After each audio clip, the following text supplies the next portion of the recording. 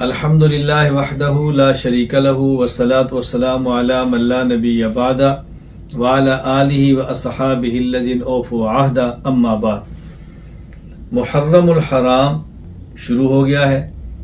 اس حوالے سے میں نہایت اختصار کے ساتھ آپ کی خدمت میں 3 باتیں پیش کرنا چاہتا ہوں۔ نمبر 1، اسلامی سال کا آغاز اور اسلامی اعتبار سے سب سے پہلا سال وہ ہے جب رسول اللہ صلی اللہ علیہ وسلم مکہ مکرمہ سے مدینہ منورہ ہجرت کر کے تشریف لے کے۔ یہ کب سے شروع ہوا؟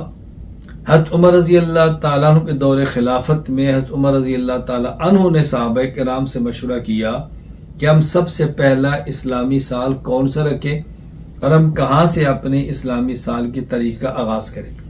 ایک رائے کہ رسول اکرم صلی اللہ علیہ وسلم کی جو ولادت کا سال ہے اس کو پہلا سال قرار دیں۔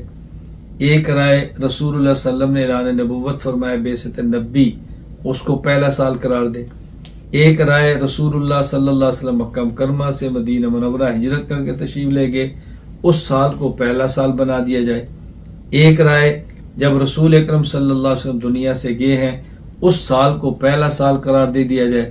حضرت علی رضی اللہ تعالیٰ عنہ اور دیگر بعض صحابہ کرام کی رائے یہ تھی کہ ہجرت کے سال کو پہلا سال قرار دیں، لہذا اسی رائے کے مطابق حضرت عمر رضی اللہ تعالیٰ نے فیصلہ فرمایا اور ہجرت سے اسلامی تاریخ کا باقاعدہ آغاز کر دیا گیا۔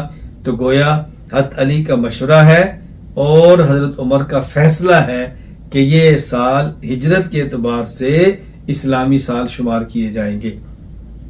پھر یہ مشورہ ہوا کہ اسلامی سال کا پہلا مہینہ کون سا ہو۔ حضرت عثمان غنی رضی اللہ تعالیٰ نے رائے دی کہ پہلا مہینہ محرم کا ہونا چاہیے۔ ایک اس وجہ سے کہ عرب کے اندر دستور یہ ہے، بلا ضرورت اس کو بدلنے کی ضرورت نہیں ہے۔ نمبر 2، حج کے بعد لوگ واپس آ جاتے ہیں اور محرم الحرام سے زندگی کا آغاز ہو جاتا ہے تو بہتر ہے۔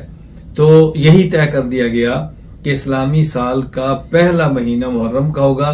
یہ رائے حضرت عثمان غنی کی ہے اور فیصلہ حضرت عمر رضی اللہ تعالیٰ عنہ کا ہے، اور یہ 2 باتیں وہ ہیں کہ جن کو تمام صحابہ کرام نے متفقہ طور پر مانا اور آج تک اسی پر عمل ہو رہا ہے۔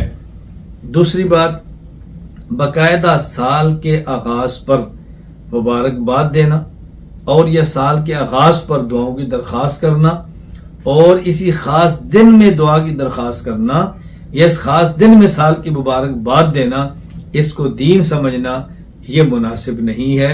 یہ کہیں بھی شریعت مطہرہ سے ثابت نہیں، اور جو چیز شریعت سے ثابت نہ ہو اس کو شریعت بنا کر پیش کرنا یہ مسلمان کی شان کے لائق نہیں۔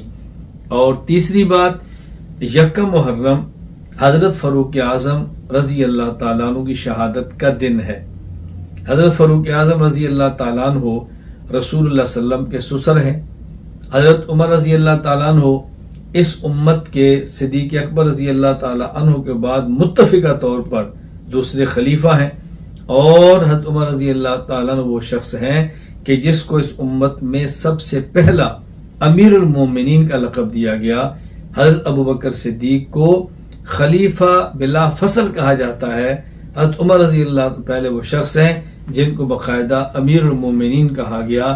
تو حضرت عمر رضی اللہ تعالیٰ عنہ کے شہادت کا دن وہ 1 محرم ہے۔ تو گویا ہمارے اسلامی سال کا آغاز ہی وہ اللہ کے دین کے لیے شہادت سے ہوتا ہے، اور شہادت بھی خود خلیفہ اور امیر المومنین کی، سبحان اللہ۔